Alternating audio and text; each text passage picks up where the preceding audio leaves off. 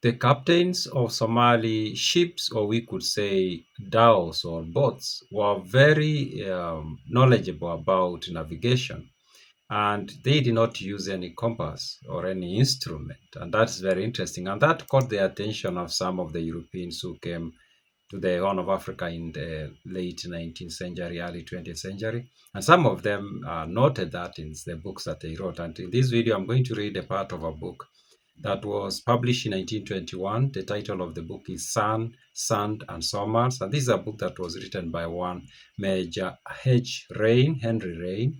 He was a district commissioner at Zeila. Now, this book was basically personal notes. It was a personal journal that he kept. And then later on, he decided to turn it into a book. And he shares very interesting stories and things that he observed in the Somali society, especially at Zeila, and also about his involvement with the war on the dervishes. That's the war that the British fought against Muhammad Abdullah Hassan, beginning could be 1898 up until 1920s. In this chapter, he's talking about the commerce that happened between Zeila and Aden and the rest of the world.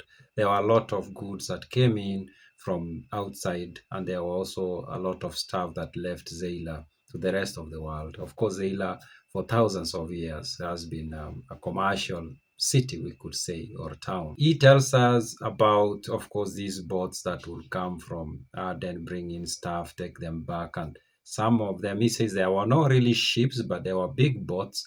And these big boats, what caught his attention, or one of the things that caught his attention, is that the captains did not have any instruments for navigation or navigation instrument.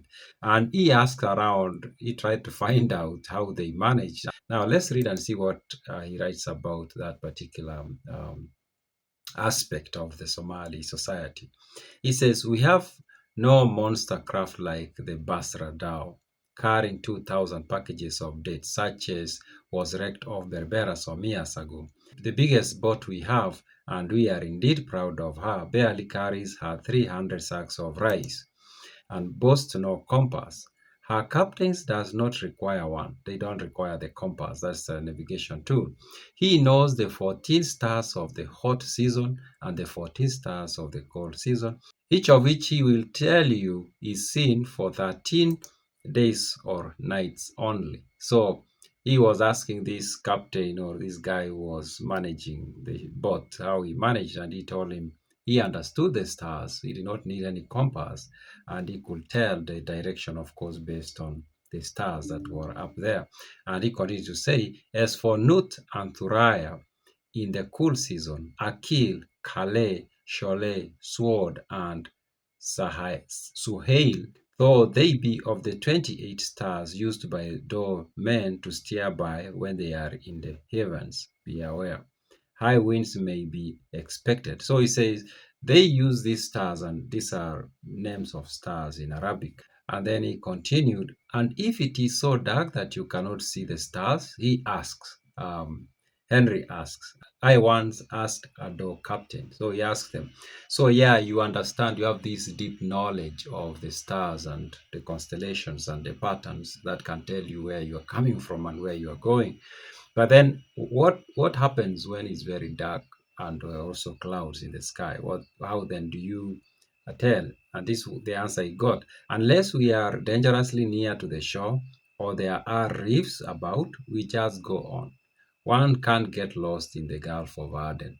So the captain told him, unless you understood that there are reefs nearby, or you are very close to the shore, which poses a danger of wrecking, then you just kept on going.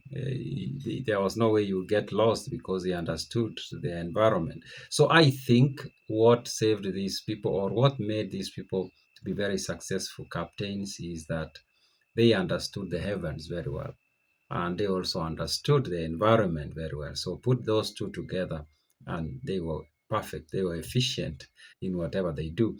Unfortunately, some of this knowledge, we are losing it, especially the more we are relying on instruments. And I'm not just talking about going into the sea or being a captain of a boat or a ship. I think in very many other things that humans had developed knowledge for thousands of years or now to do things.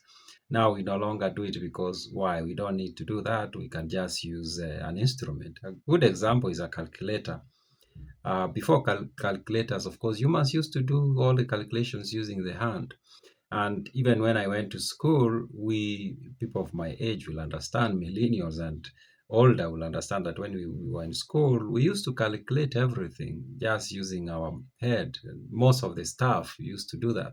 But kids who are going to school now, they don't need to do that. They just have a calculator and they do some of the calculations through it. I'm not saying it's a bad thing, but I'm saying it kind of like makes us weaker in a way. If you ask me, I think it makes us weaker, or it makes us not to sharpen some of the skills we can have as humans. Now, you can check the description box, the pinned comment, and you can get you can go to a page where I've created a list of my books or the books that I read in this channel, generally speaking. Yeah, so those are my random thoughts.